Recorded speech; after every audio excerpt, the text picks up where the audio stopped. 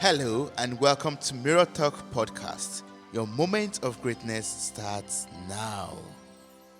Today's guest is the founder of the NextGen MillionairesTM. He's a speaker, a coach, and a money master. How are you doing, Joe? I'm doing great, Toby. Thanks for having me on the show. Thank you so much for joining me today on this episode of Mirror Talk. Your success story is very inspiring. I read about this in your bio. I read about how you hit rock bottom in 2010, lost your wife to PTSD, and your house was in foreclosure. Can you share this story with me? Yeah. So, I live in the U.S. and 2008 was kind of a not a fun year for a lot of people in the housing market and in the country as a whole, right? We kind of a mini recession and really bad financially. And because of that, like my wife had, there was some PTSD onset from a couple of events that happened in 2008. She was working at a small credit union, and she was held up at gunpoint twice in 6 weeks. And because of those events and a lot of other trauma we found out about later, she kind of went into this kind of dark hole of PTSD. And because of the financial crisis, we lost the whole income in the family, right? We had two incomes. We lost her income. She couldn't work anymore. And it got me thinking, okay, I need to find a way to kind of take care of my family. And so in that process, I found a new job. We moved across the country. And part of that, looking hindsight now, I look back at it, I'm like, that probably wasn't the smartest thing to do because we left our whole support system back, from where we grew up. But because of that, it kind of started this whole transformation period for us, right? And looking back at it now, we can say that at the time, it felt really hard and difficult to go through what we were going through. Like you mentioned, we lost the house to foreclosure during that time. We were no longer living in Utah. And that's where our house was at. We had bought it like at the height of the housing bubble that was happening here. So we bought it for too much. We couldn't sell it. We had to get out. And so, it came down to a decision of, do I help my wife and get the medical attention she needs, or do we try to keep the house, right? And I had burnt through like 401k money and everything, trying to save it. And at the end of the day, I remember the day I made this conscious decision, of my wife's the most important thing to me. And a house is just something, and I can repair my credit. I can, figure all that other stuff out later. The banking industry is very good at saying, you're going to be a horrible human being if you don't pay us back. And I understand that. I 100%, always agree with paying your debts. But at that point in time, it was my wife's life, or it was me paying for a house. So, that kind of started the whole kind of cascade of my learning about money in a way of how it, not so much the financial side, but how it affected me personally and emotionally. And as I started to kind of go through the next couple of years after that, as she worked through her PTSD and counseling and uncovering all these things that were taking her to a very dark place, I was in charge of providing 100% for the family and making sure that, all the shopping was done, all the household things were taken care of, along with working and making, the income that we could survive on. And so it got me to a place of, what mattered most in my life and what didn't matter as much. And at that point in time, paying back credit cards in a timely manner didn't matter as much as making sure my wife got the help she needed. So it's kind of a fun kind of just going through it in a way that really opened my eyes to how does money affect us emotionally and on a personal level. And we put, and how much weight we put in trying to be kind of the good model citizen from a financial perspective, and how much, that weighs in on our decisions. And if we can kind of start separating the two, obviously, like I say, I 100% agree, taking care of my obligations that I agreed to, but at the same time, understanding why I'm making decisions on a personal level and how money influences that, completely changed my life. Right. And it kind of, one of those things, this was kind of a huge example. And people are always like, do you have to go through something that big for you to realize that? And I'm like, no, you don't. But for me, it was a huge wake up call. Right. And trying to understand what was happening and how do I get through this on the other end so that I'm still sane, so my wife's still alive, and I have the things I need, and I'm taken care of. Dear friend, you can grow your personal and business brand by creating a strong network through podcasting. Create real human connections, have the ability to share your story and interesting point of view. To get started, you can make use of the special offer for friends of this podcast, which is on kitcaster.com/mirror. kitcaster.com/MIRROR. The link and further instruction or details will be found in the show notes for this episode. Thank you. Don't forget to follow us on Apple Podcasts, Spotify, or Google Podcasts, or whatever platform you listen to this on. Thank you. Yes. So talking about wake up call, can you tell me about your journey of healing and self-recovery that, changed the way you saw yourself, or changed the way you looked at money, or changed the way you dealt with other relationships around yourself? Yeah, and I think that was the biggest wake up call was that my relationship with myself was really bad. I was a smart guy, I had a good job, I made a lot of money. Right through this transition of all this time, I actually went from making about $54,000 US a year in my one job to making within a 4-year period, I doubled that. So I was making just over, I was making about 106,000 US. It was an interesting process as I went through this because it's kind of like the refiner's fire, right? I just kind of got melted into all the craziness that was happening, all the chaos that was going on in my life. And, and waking up and being like, I don't know, do I even like this life anymore? Right? I had some of those thoughts too. I'm like, do I even like what I'm going through? Sometimes we just put our heads down, especially when it comes to finances. And we're just like, if we can just get through it, then life will be better. Or if we can just make more money, right? And I thought, well, if I just make over $100,000 a year, life will be a little bit easier for me and it won't be so hard. And then I hit that milestone and life actually got worse, right? I was, probably one of the biggest wake-up calls I had during the process was, I remember I'd hit like the $106,000 mark and I'm like, yeah, I have it, now we can do it. But then all the hospital bills and some of the other bills started coming in and I'm like, but I can't pay for everything. And I remember going to my local church leaders and I'm like, I need some help. And it was so almost disheartening for where I was at. Right. And I'm like, I'm making all this money, but I can't take care of my family, and it was like swallowing a lot of pride. And I'm like, I went to like I said, my local church leaders. I'm like, I need some help. Right. Is there anything you can do to help? Because I can't pay everything and still feed my family and all this stuff. And they stepped up in a big way. Right. They were able to help with the resources they had in the way they could. So I could start kind of digging myself out of this one financial hole we were in, but also kind of the emotional hole of like, I didn't have to do it all myself, right? That I could form relationships with other people and people could help me get to where I wanted to go. And it wasn't like in a way that they were wanting something out of it. You know what I mean? Like, we think a lot of times with relationships, it's like, oh, if I do something for them, what are they going to want back? Right? But this was like a true, sincere kind of relationship with them in a way that they offered up and said, hey, we can help with some food. We can help with, maybe some of your utilities. Let's get you back to where you need to be. Yes. And we'll just like figure that out. Right. But there was nothing they were asking for in return. That's kind of where the wake up call for me started. As I again, on my self-discovery for myself, I'm like, what do I really think? What are the kind of relationships I want to have? And start working on those. Yeah.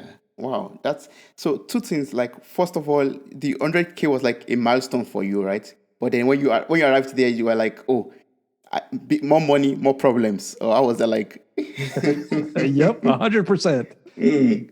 Wow. So that means making more money is not like the promised land. Actually, it boils down to having great relationship with others, as you mentioned. Having genuine love around yourself for people who can support you without wanting anything more from you, or developing a kind of mindset that does not look at money as the ultimate goal or something like that. Yeah, exactly. A lot of people always come to me and say, hey, Joe, you hear it all the time when you talk to people, if I could just make more money, if I had more money, then life would be different. And I always tell them exactly, you are 100% right, but it's going to be different in the way you think it is. Right? Because like you said, more money, more problems. Like we up-level our problems. If we have more, then there's other things we can consider now, right? For people who are, making hardly anything at all and looking at the poverty level in the United States and where they're at, their problems are very different than mine. I don't have to worry about where I'm going to sleep at night or what I'm going to eat. I understand those are really real true problems. However, if you make more money, it doesn't necessarily take all those away. Right? You can see this over and over. Some of the best things I love reading on the internet are when someone wins, like in the United States, they have like the big Mega Millions or Powerball, right? The big lotteries. And you've read over time, people, made or won these, and if there's a single winner, like they $200, $300, $400 million, like that's a lot of money.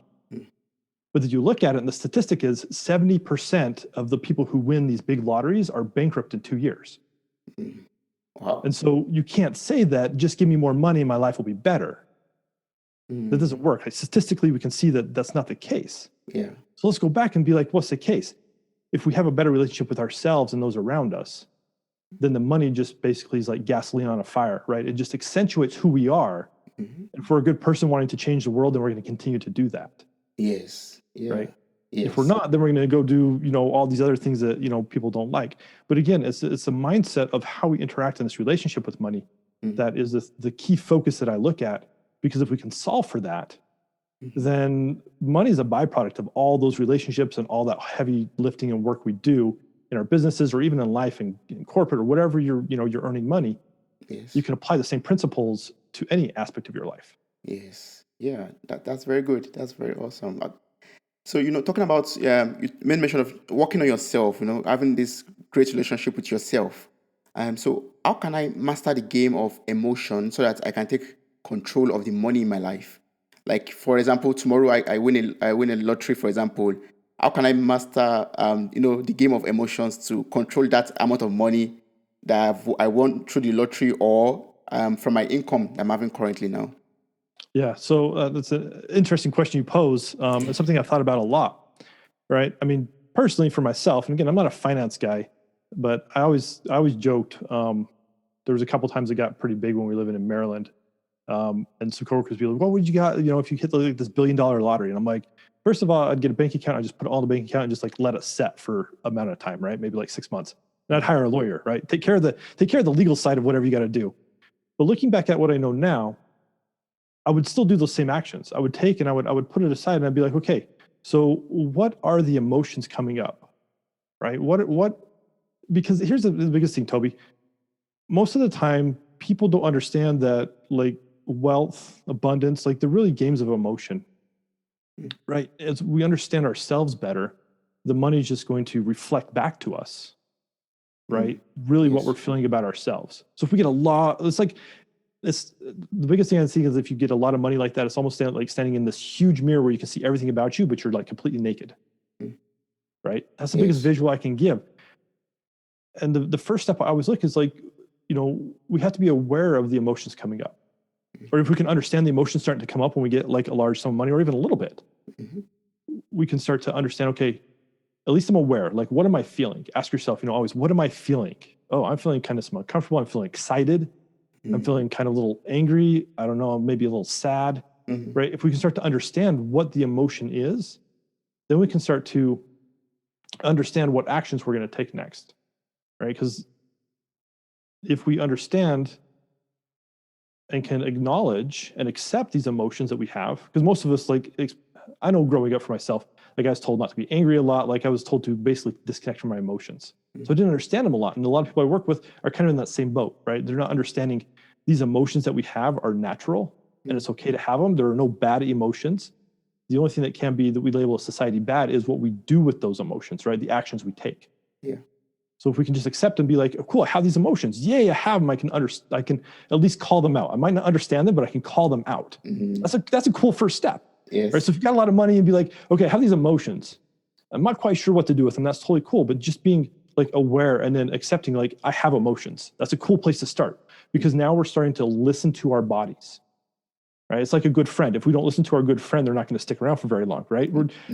Friends don't like monologues. Friends like dialogues. Yeah, that's right? true. Yes. It's the same thing with ourselves. If we want to have a better relationship with our friends or ourselves, we have to have a dialogue, right? And so in the process of emotions, I love journaling exercises. Just writing down questions. What am I feeling today? And then I'll journal. I'll put on like maybe some nice music, some nice instrumental music, and just write for like 3 minutes. Ask myself questions, because if I can understand it. Or another really good one too is like, if I'm feeling angry or feeling sad, it's like, why am I feeling sad? Because as we can start to understand them, then we can start to do something about them. Right? But if we don't understand what's going on, then we just continue to do the same actions over and over and get the same results. Yes. Yeah, that's true. And that's, where we kind of fall in this trap. So if somebody gives you lots of money, most people are going to want to give it away.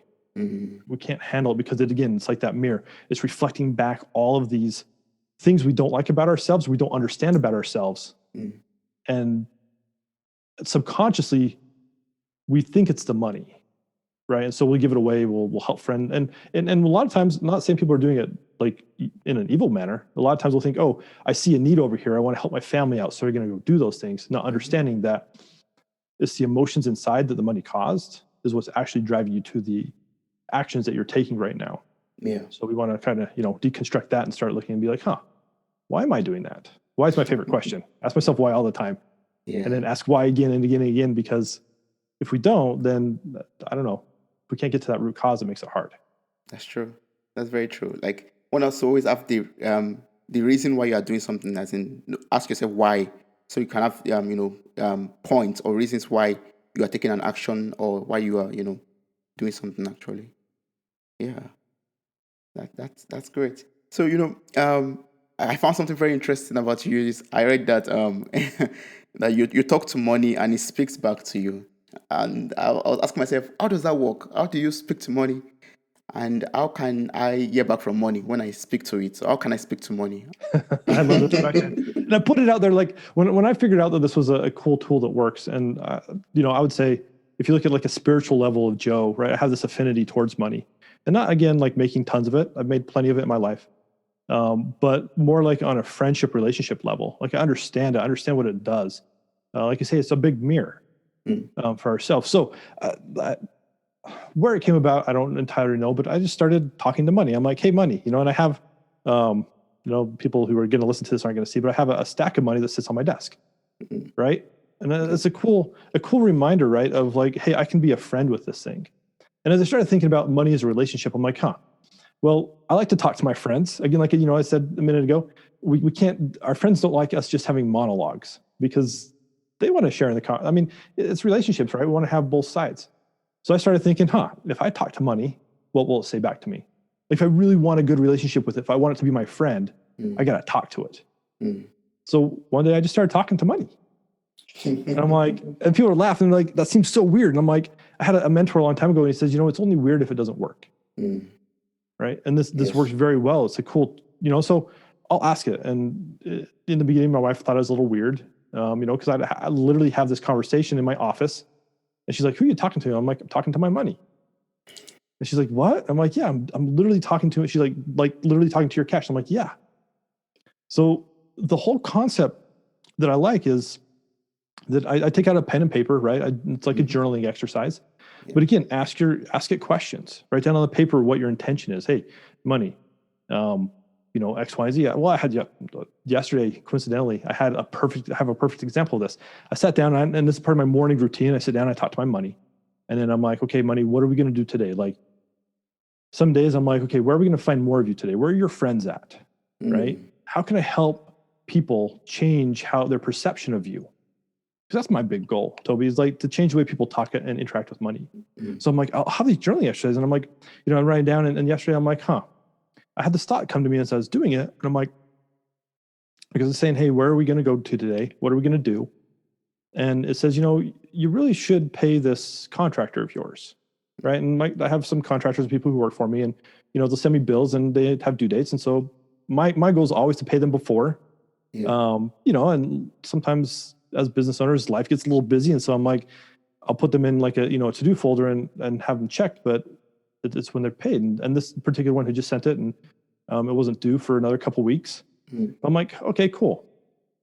I'm going to pay you, right? That's what money told me to do, to pay my contractor. Yes. And so I'm going to go pay the contractor. And it wasn't a whole lot. And so I paid it. I'm like, yeah, this feels good. Like, let's keep going. Let's just like move along today. And I move along today. And I kid you not, like a couple hours later, I get a Stripe notification of somebody who bought something for me. Oh, nice. I'm like, okay, cool. Like, right. So it's this kind of reciprocal thing, but it's like journaling and then doing the thing that it's talking to you, because deep down on the tool, right? We talk to money. We're already listening to what it says. We're taking back to, the emotional side. We're already taking actions and steps based upon what money's telling us. We're just not aware of it. Yeah. So if we start to become more conscious of what that conversation is and what we're actually doing, those actions that the emotions are driving us to do, Yes. Then we can start to take more actions that are aligned with where we want to go. Yeah. Yeah. Right. Yes. And again, this isn't just like in business or anything. This is a life principle. You can use it for any aspect of your life to be like, hey, ask it the hard questions because it's going to reflect back to us what we're already thinking. Now, I always have to caution people because I'm like, money's literally not going to like open its mouth and talk to you, right? Mm-hmm. But you got to do what you feel inspired to do, right? Yeah. And that's where the big thing comes from. Sometimes we'll get back, guidance and ideas that we don't feel like they make sense, right? We can't always connect those dots. But I always say, just go do it. As long as, it's still legal, moral, or ethical, right? Those are my kind of guiding principles, and that it's not going to kill you by doing it. Go do it and see what happens. Because a lot of times it's moving things inside of us that we can't quite see in the moment. Yes. But we can look back retrospectively and be like, oh, okay, I see how these are connected now. So, yeah. But how do I start with this? Do I pick a physical pile of money and speak to it, or I can open my bank account on my online banking and say, okay, yeah, money, let's talk? Or do I have to have like a pile of money on me? You don't have to have a pile of money, but I always recommend having some physical cash, right? And with COVID world, some people are still a little, cautious of having paper money. Definitely let it air out. But yeah, like I have in my wallet, I always carry at least $1. So you can even have like $1, but I have the pile of cash because it does something else. It's a kind of a different tool as well. But yeah, just having like a simple dollar, you can have some coins, just talk to it. Have something physical though. That always works better than just like opening up your bank account and saying, hey, here's this digital number. I'm going to talk to it because I know that represents money.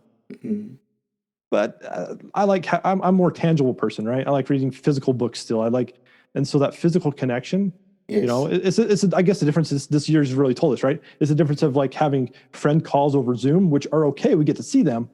But it's still better if we can have like friends or family close by, right? Where we really as humans want that physical connection. Yes. So there's a different energy and different kind of reaction we get internally when that happens, like, the physical part versus just, the Zoom calls are cool, but I want to be with people in person. It's a different dynamic. Yes, that's true. Yeah. And if I've understood you correctly, well, the way money speaks back to me is by what I get back from my actions. For example, like you made mention of you getting paid for a job done or something, or getting like an offer from someone after you pay the contractor. Is that the way money speaks back? Yeah, it really speaks back. And you can see the actions coming back in. Like I say, it sits down. If you sit down and say, hey, money, what's up going on today?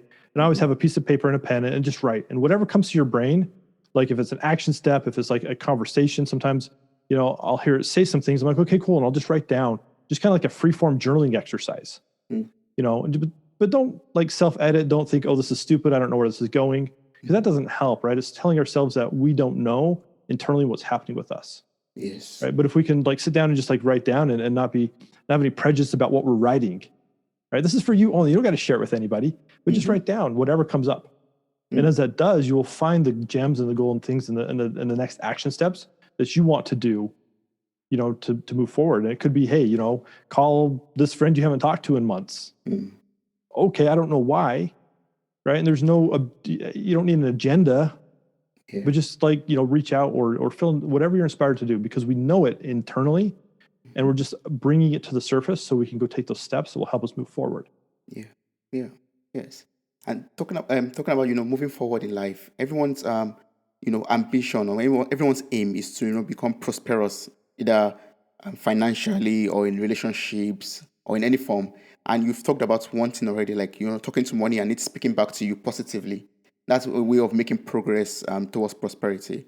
So are there like other procedures for prosperity? Like, and what am I supposed to do in order to ensure that I become prosperous in every way of my life? Yeah, and I like that because I do run a course called Procedures for Prosperity. I thought about this for my clients and I boiled it down because I'm like, a lot of people talk about abundance. A lot of people talk about wealth. And I'm like, I don't know. We can talk all day about my thoughts on some of those because they're part of the puzzle, but they're not the whole piece. Right. So I gravitate more towards prosperity because I feel like prosperity is active, right? We're actively working on relationships. We're actively working on our wealth. We're actively working on getting money. And as we're doing that, then we're becoming more enlightened human beings. And that's kind of, at the end of the day, like more of my alignment with the word prosperity, right? We're increasing all aspects of our life, just not the financial side, right? Because the finances are one piece. But at the end of the day, money is a mechanism or a resource for me to get what I really want.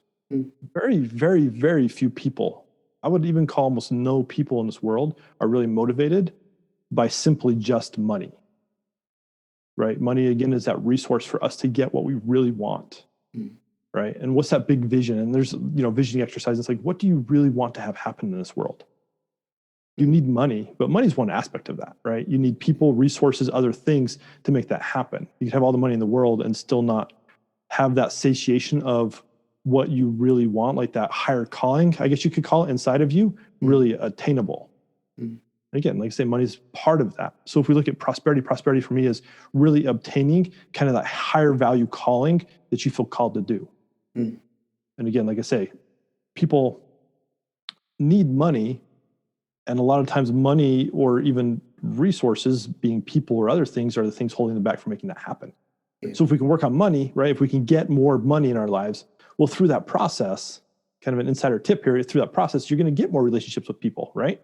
Because you're going to be like, out there trying to make money. You're going to be meeting people. You're going to be like expressing your ideas for what you want. And as you do that, you're going to get people giving you money sometimes. Like I ran a little week-long class a little bit ago, and like halfway through, right, the first day I talked about vision and like, hey, what do you want, right? Because it tied into prosperity. If you don't know what you want, it's hard to be like work towards that. Halfway through the week, one of the ladies that was there participating, she's like, well, what I really want is me and my husband want to create like this community for homeless people so we can help them get back on their feet.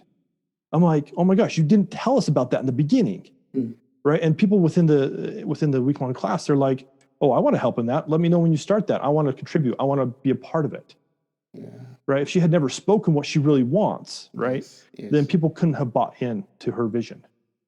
So as we start to do that, as we start to look and say, okay, how do I want my life to be prosperous? What's my big vision? What do I really want to accomplish? Right? Then people can start buying into that vision and be like, oh, cool, I like that. I don't want to head that up, but I'll contribute. That's part of like my resources I'm obtaining. I'll give to you so that you can make your big dream happen.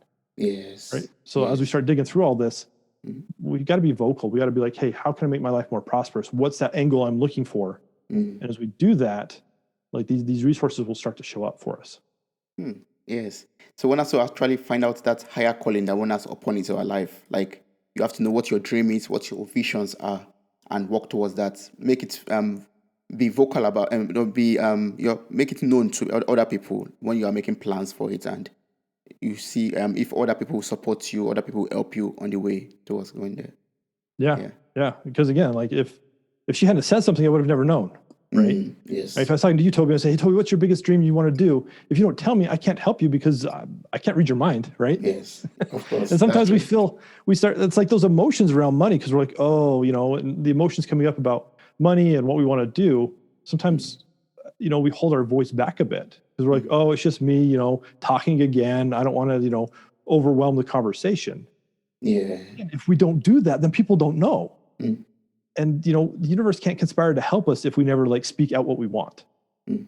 Right. We have to have at least enough passion to say, hey, this is what I want to do. Yes. And then we can start, running down that road. That's true. And I also like one part of what you said. You said, like being prosperous in life, money is just a little part of it. It's not everything. So, for example, when I was quite younger and I hear about prosperity and someone asks me, oh, Toby, what do you want to be in future? I'll say, I want to be prosperous. What does that mean to you? I'm like, oh, I want to make money, a lot of money. So that was like the goal. I don't know. How will I make the money? I don't know, but I just want to be prosperous. And that's equals to, making a lot of money in future. But that's not the truth. The truth is like money is just a little part of it. Being prosperous is achieving or fulfilling your vision, answering the higher call upon your life.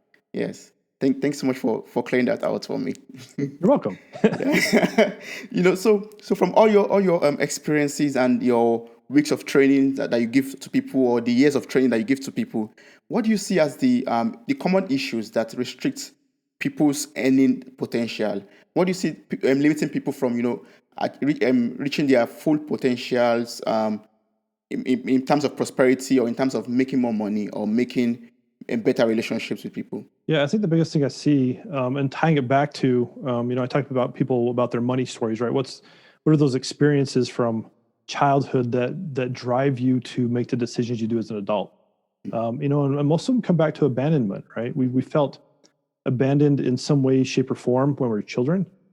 And then we equate that to money, and we're like, as we start to like set our dreams on doing big things, or even like the small things that feel big to us, right? It's not always everybody's dream to like, change the way the world looks. Some people have big dreams to them, but if we start comparing them, which don't ever compare, they look smaller, but it doesn't matter what we want to do. But we feel abandoned. And so it's hard for us to start building relationships if we feel like every relationship we're going to get in is just going to end in like hurt and abandonment. Right. And so if we're trying to create a relationship with money, right, then we already start from that kind of precedence that it's just going to hurt us. So then I don't need money. Right. And we start to take this altruistic stance of like, I don't need money. Because money equals all kinds of, the money's evil or whatever we want to say. But deep down inside, if we take a look at it and look back at us, it's the times that we've kind of not done what we said we wanted to do. And we've kind of abandoned our dreams because life gets hard. Yeah. Or, something comes up and we're like, hey, it must look like X, Y, and Z. And it doesn't start to unfold that way. So we're like, oh, well, let's see, here's another, smashed dream that I can no longer obtain. And so that relationship with ourselves is where it really starts. So if we can start to change the way we think and see ourselves, then we can start to move forward, and it makes those external relationships so much easier to look at and to interact with. And at some point we become unstoppable because the conviction on the inside is so strong that people either buy in or they get out of the way. Like one of the two will happen. Like you made mention of, this fixation on abundance. You made mention of the, people like concentrating on abundance, and I myself, I talked about like, just wanting to make more money, like, having that dream of, okay, I just want to have money. So why do you think our fixation on abundance actually harms us rather than setting us free financially, or setting us free in every ramification of life? Why do you think that our fixation of, wanting more and more and more actually, causes damages to our lives? I think that goes back to what I said earlier, right? Money, I view money as a fuel, right? If you have a fire and you pour gasoline on it, you're going to get more fire, right? And money does the same thing. If we're not sure of ourselves, if there are pieces or aspects we don't like, or, being a well-rounded human being and caring about other people, because we pour more money on that, that's going to just accentuate those behaviors and those emotions and things that we do, or the reactions we do to different emotions. So if we pour more money on that, it's just going to, again, accentuate that. It's not going to fix the problems that we have internally. Like we're the only people who can really fix those, right? Yes. And not that we're broken humans when we say fix, but you can look at them and say, why do I do that? Well, I don't like that I do that. I don't like that I treat certain people this way. What can I do about that? Oh, okay, I need to change the way I interact with them, or the way I interact with myself, right? You can hear it in the speak and the way people show up online and all this other things, right? This world of, selfies and Instagram and all that other stuff. It's like we have to show up in our best possible light and this particular way. It's like if we can just be more transparent and authentic with ourselves and understanding what that is, then, it's not going to be an issue when we start generating more income, when we start creating like bigger impact in the world around us. Because again, like wanting more money is not a bad thing, but understanding what that's going to do to you and how to get there is, I think, the bigger conversation. Yeah. Right. Yes, you're right. I mean, if we're all good humans, right, Toby, and we want more money and driving after that money, because again, that big vision, that big goal is really what's driving us to make more money, then all of us, if we can make more money, and this is kind of the mantra of my NextGen Millionaire movement, it's like, if I can breed, for lack of better terms, if I can breed the mindset of a new generation of millionaires who understand this about themselves, then look at all the impact the world will have and all the things that will change, because now the people who really want these big things and are really good human beings have the resources to then make those big dreams happen. right? And movements start to happen, and change happens, and we become better stewards of the resources we have in a way that helps promote humanity versus helps promote just like a single person. Yes. Yeah. Yeah. And that brings me to my next question. You have this platform or company called NextGen Millionaires, right? And when you're millionaires, you think of abundance. You think of plenty of money, millions of it actually. So can you tell me about this NextGen Millionaires and what do you do with NextGen Millionaires? And the NextGen Millionaires really is, the kind of, I see it as more of a movement. Like I was saying, like if we can start changing as we're like rising up through the entrepreneurial ranks or wherever you're at. And again, it's not like, I've had some people say, well, I don't think I really fit into this category. I'm like, why not? Well, I'm too old. It's not about age, right? It has nothing to do with age, but it's that next generation of people making millions of dollars, right? Because if my company can generate $1 million, what can I do with that? Right? If I can generate 2 million, 10 million, what now can I do? What impact can I have? And at first it's going to be small, right? Based upon the resources. But if I can start changing that, then look at what I can do, right? Money can do a lot of things, but you look at like the billionaires from the United States. One of the best documentaries I've watched in a long time was Netflix has one about Bill Gates, right? And on all the humanitarian things he's doing and what he's doing with his wealth and what he has. Right. But there are other billionaires who are not doing those same kind of things. So it's like, what's the difference? Well, Bill has this different vision, right? So if we can start to change the vision and the way people interact with money and more so themselves and what they want to really accomplish, then the money is going to be a catalyst to get them there versus the deterrent or, just, based upon, if I just want to make a lot of money, that's my only goal. Well, when do you hit that? If you hit that, then what else are you doing? Right. So NextGen Millionaire movement is all about really changing that mindset of what are we going to do to make this world a better place? What impact are we going to have? Okay, now let's go make the money and the resources and find the people to help us get there. And if we can collectively do more of that, then the world starts to become a better place. We start to take more care of people. We start to have different mindsets around resources and wealth and abundance in a way that helps promote humanity as a whole. Instead of just like I'm in it for myself and, whatever I can accomplish in my lifetime, then that's all that matters. So how can people join on this platform or this movement? Is it like by selection or anyone can just sign up? Well, anybody can sign up. I'm not particular, like people who want to learn more about really their own money holdbacks, right? And things that are holding them back from money. So, I actually have a download that I call the Attitudes of Money because I think it all starts with your attitude, right? Your attitude, how you show up, is going to dictate what steps you're going to take next.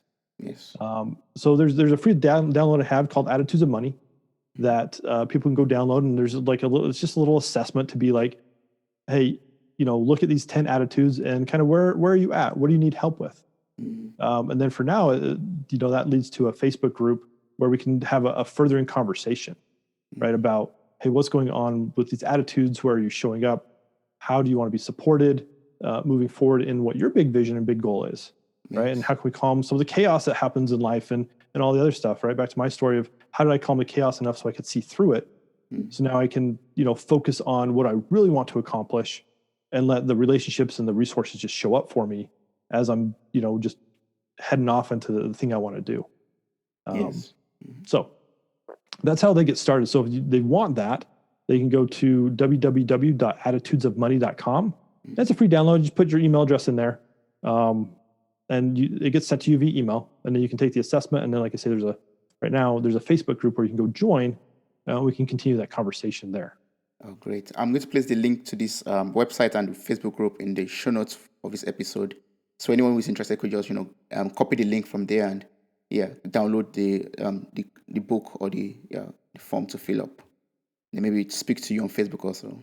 Yeah, that's great. So this platform or this movement is about making impact and looking for ways to improve the environment, improve the world, the little way that we can. But I think first of all, one has to change one's attitude or one's relationship with money. So can you walk me through some steps or give me some advice or some tips on how to cultivate a very good attitude towards money or how to develop a good relationship with money so I can make impact on this world with it. Yeah, and I think that goes back to journaling, talking to money, right? That's the one tool I always go back to. Just talk to your money, see what it has to say, see what's coming up, understand as you're doing the journaling exercises, maybe break it down to two things. What's the one action step that it wants me to take? What are the emotions coming up as I'm talking to money and thinking about my big vision? And then, even though we got an action step, what am I going to do to make this happen? Right? I would follow that small framework, because as you do that, again, it's a relationship, right? We want to have a two-way conversation. Yes. And as you do that, you'll start to become more confident in your ability to listen to your own intuition and really listen to what money's saying.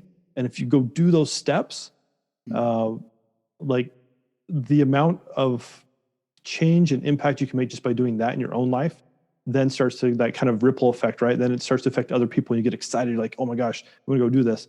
And then you talk to somebody else and you're like sharing those just on the side, like, hey, friend over here, like, listen, this is what money told me today. And they're like, what are you doing? Like, money told you to do something, right? It starts this ripple effect. And they think you're crazy at first. You're like, no, look, and here's my results. And we start to see that as we start to look more at that from that perspective, and we start to do and take those actions. Yes.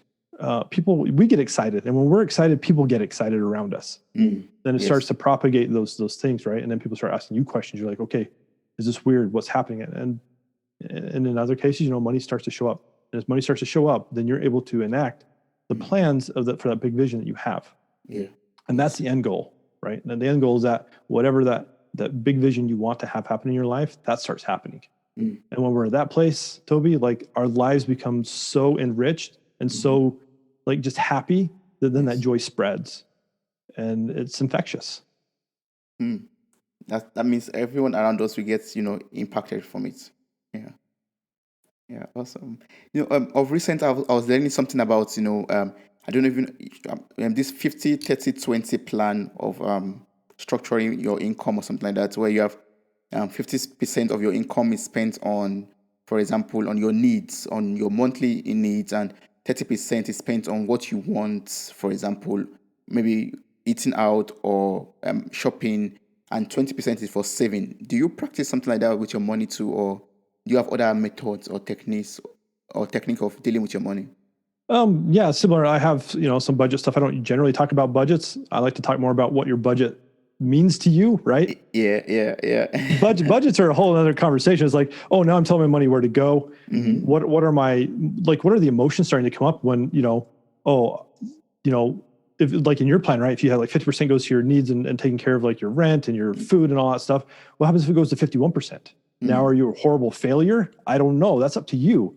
But see, the emotions are what get you. So I don't generally like, oh, here's the exact plan to follow for your finances, because there's lots of different methods. I always say, choose the one that works best for you. But understand, again, when you sit down to do it, because a lot of people like avoid doing this in their businesses too, right? I always talk about numbers with business owners that I work with. And I'm like, and some of them will come to me and say, I don't know what I'm making each month. I'm like, well, there's your first step, right? We got to understand like what's going on, because they're avoiding it. Or they're like, oh, hey, I give that to my accountant or my bookkeeper to take care of. I'm like, but you still got to know, right? The emotions that come up are more important than where you're allocating your money at first. Right? If you can understand the emotions, and then you can start allocating for what your goals are, right? Do we want to have 50% of our income go towards our monthly expenses? Maybe, maybe not. Maybe some people like, oh, I can't do that because, I can't have things I want because X, Y, and Z, right? I like that you brought up like, this bucket of here are the amount of income I'm going to do for wants, because a lot of people just skip over that one. I have so many conversations about, people's mindset around, oh, I need that versus I want that. Right. And there's a lot of conversation we could have around that too. Yeah. But looking at that, but it's cool you brought that up, because our wants, what we want to have fun and go do things, that's, those are important as well. It shows ourselves again that we can trust ourselves in making and generating the income so we can go do those fun things. Right? Life isn't just about working to pay our rent or our mortgage. Yeah. Or just to buy food for our family. Right? It's much more than that, right? We want to have experiences as humans. Of course. Generally with other people. Yeah. Yes. And then obviously save some for rainy days, right? Life, if we can plan, John C. Maxwell, I read his book. He's got a book on leadership I read. And in there, one of his laws of leadership always says, a good leader will always plan for kind of the worst case scenario as well, right? He says a little different. Anyways, But if we can plan for that in our own lives around money, like things will happen. We can't plan for a pandemic, and some people did really well this last year because of the pandemic, and some people like lost businesses, and it was really hard on them. Right? But if we can plan for those things, then we're going to have kind of that little safety net, because money brings up kind of that fight or flight kind of survival emotion in us as well. Right? So if we can put a little bit there to be like, oh, yeah, I have that, so I can ease up a little bit. Okay, cool. Now I'm not like so tense about like, am I going to survive? Right? If we can get past that survival piece, then we can start to understand the emotions about what else is money telling me. But if it's always like, oh, I'm going to die because I don't have enough money to survive, right? We got to take care of those survival needs. And as we do that, because that is an emotion, right? That survival need is an emotion. What's it telling us?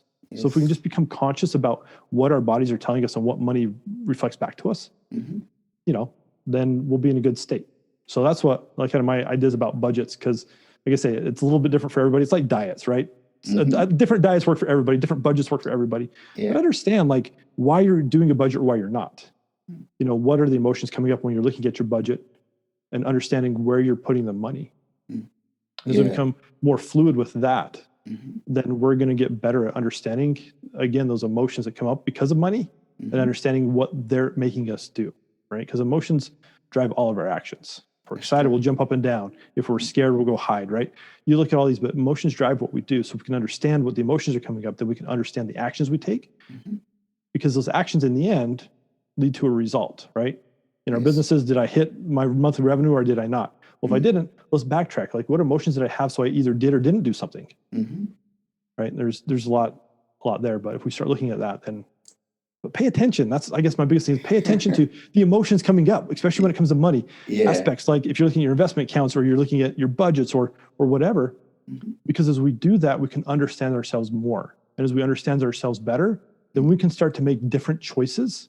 And as we do that, then we have different results. I guess our emotions also determines what we define as our need and what we define as our want, right? Or okay.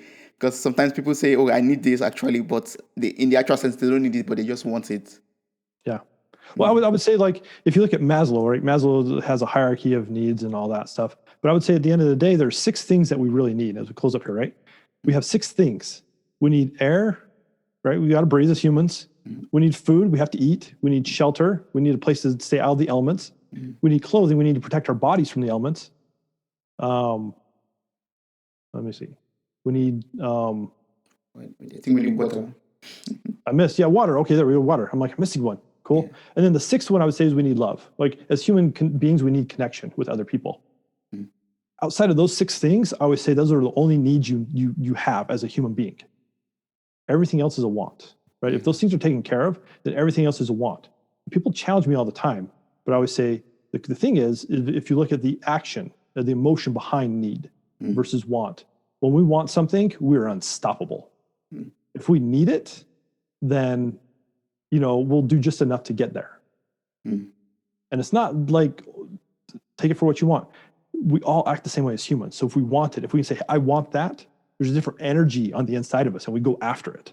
Yes. So in my life, I've turned more of my so-called needs into wants. And when I do, right, I go after it. Like there's, vision boards, lots of different tools you can use to put those wants out there. But if you start changing the language, then we can start changing the actions, right? Because there's, again, motion attached to all of it. So as we start doing that, man, we become unstoppable. When we're unstoppable, man, those big visions happen, and then we help, like 5 other people create their big visions, and then the world starts changing for the better. Yes. Yeah, that's great. That's true. So, I've learned a lot from you already today. Like, I'm going to start trying to practice how to speak with money. Nice. Yeah, but from all your experiences, from everything you've been able to experience from life, from your stories, for example, what other advices would you give to someone like me or someone out there who wants to be prosperous, for example, or who wants to have a better relationship with money, with other people, and make impact in this world? What other advices or what other things do you think we should take into consideration? Yeah, I think the biggest thing is, just get to know yourself more. Understand yourself, because as you can understand yourself, you can start to understand the world around you better. And the things that you don't necessarily like about yourself, change them, right? It's a choice. We were taught how to do things a certain way. But if we challenge those teachings, then we can start to see things through a different lens, through a different perspective. Perspective's everything. Challenge what you think. Challenge how you act. And as you do that, life becomes way different. And as we start to change ourselves, the cool thing about this, Toby, is as we change our world, our internal world, then the world around us starts to change. You'll see people interact with you differently, right? You'll have different experiences. People will see you in a different light. Yes. So if we want to start, and money is like I say again, as always, it's just a mirror I use, right? And most of the time we don't want to sit in the mirror and look at ourselves and be like, hey, you're an awesome guy. Like, keep it up. Like, it's still so uncomfortable. Yeah. Right? Yes. But if we could do that, right? Write words of affirmations on our bathroom mirrors or just like look at ourselves and listen to ourselves and speak things out loud. We start to have this better relationship with ourselves, right? And that's the one that really matters. Yeah. And as we start to create connection with ourselves, then it's easier for us to create connection with other people. And as we do that, then, like I say, resources, money, people, things start popping up out of what feels like nowhere, right? And that's the crazy thing. You can say, oh, it came out of nowhere. Well, no, it didn't. If you backtrack and look and take the time to look at it, you can see all the things that you did to get there, right? Again, it's like money and emotions are just like, weight loss or weight gain. Yes. It happens so subtly to us, but people on the outside see the difference and change. Yes. And there's nobody that can do it but you, right? You're right. And I was smiling when you made mention of using money as a mirror, or using mirrors for reflection, because this podcast is called Mirror Talk, right? Because I want every conversation to help my listeners and myself actually to reflect on different topics of life, different aspects of life. And this is also a point or a topic where I will sit back, listen back to this episode and reflect on my relationship with my money, relationship with other people around me, and relationship with, all with my visions, actually, with the way I'm, pursuing my visions and my dreams in life. Yeah. So how can we stay connected with you? How can we, get across to you to get more words of advices more words of wisdom, for example, or, just get enrolled to your coaching platform or your speaking engagements? Yeah, so you can definitely go download, like I mentioned earlier, the Attitudes of Money, or you can go to my website, which is www.josephmburns.com. And I have whatever I'm doing now, wherever I'm speaking.